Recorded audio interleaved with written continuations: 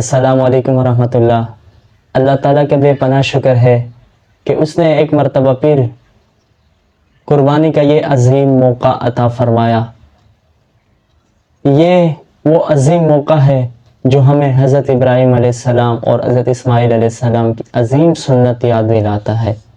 یاد رکھیے کہ قربانی صرف جانور کو ذبح کرنے کا نام نہیں، بلکہ اپنی خواہشات کو اللہ کی رضا کے تابع کرنے کا نام اصل قربانی ہے۔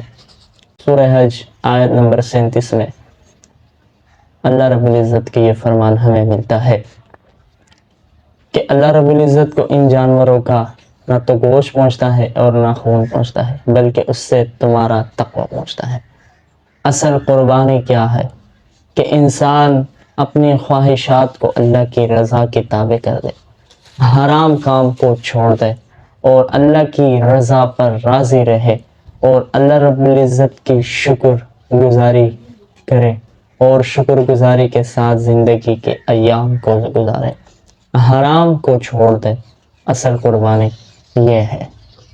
جب یہ اتنا عظیم موقع ہے تو ظاہر ہے اس کے لیے کس طریقے سے تیاری کرنا ہے کہ ہمارے یہ عظیم موقع ہم اس کو پا سکے اور اس میں اچھی طریقے سے جو اعمال ہے، جو قربانی ہے، اس کو کر سکے۔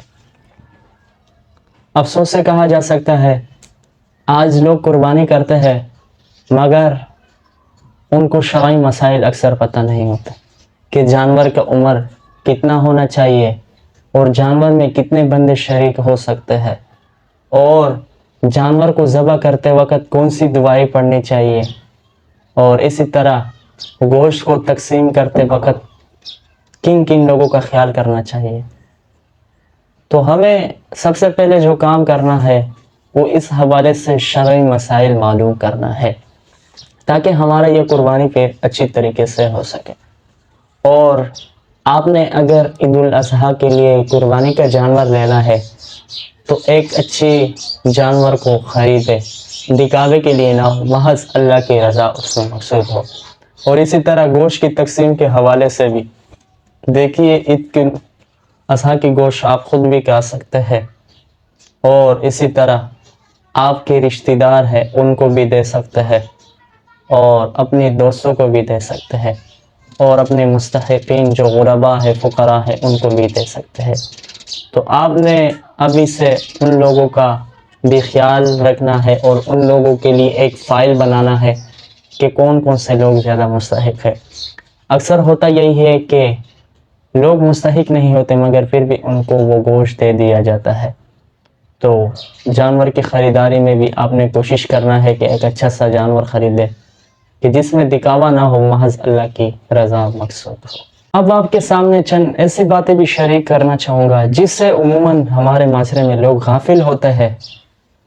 سب سے پہلے دیکھیے، قربانی کا جانور ہے، اگر آپ قربانی کا جانور خریدتے ہیں تو اس کو ایک اچھی اور محفوظ جگہ میں رکھیں۔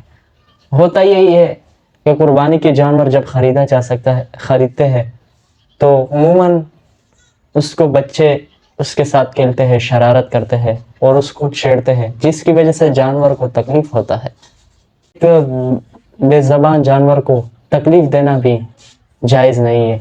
تو خیال کریں کہ آپ اگر قربانی کے جانور لاتے ہیں تو ایک اچھی طریقے سے اس کو اچھی جگہ میں باندھ دے اور کوشش کرے کہ اس کو کوئی تکلیف نہ ہو۔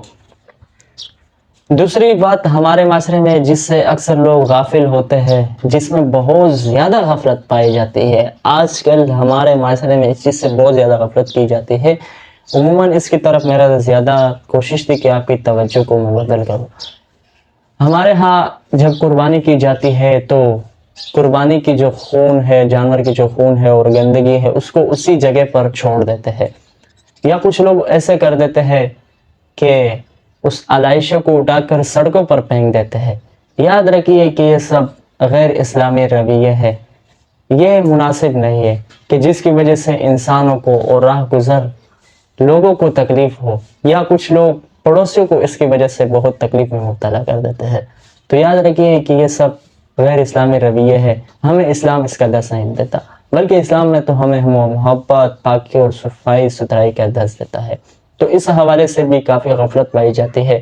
اگر آپ بھی اس حوالے سے سستی کا شکار ہے تو ابھی سے انشاءاللہ آپ کوشش کریں کہ قربانی کا جانور ذبح کرنے کے بعد اس کی جو گندگی ہے، جو زائد خون وغیرہ کال کی صورت میں جو چیزیں ہے، وہ ایک اچھی جگہ میں ہم پھینک دیں گے، اور یا اس کی جو کال ہے وہ مدرسے والے کو یا کسی اچھے ادارے والے کو دے دیں گے.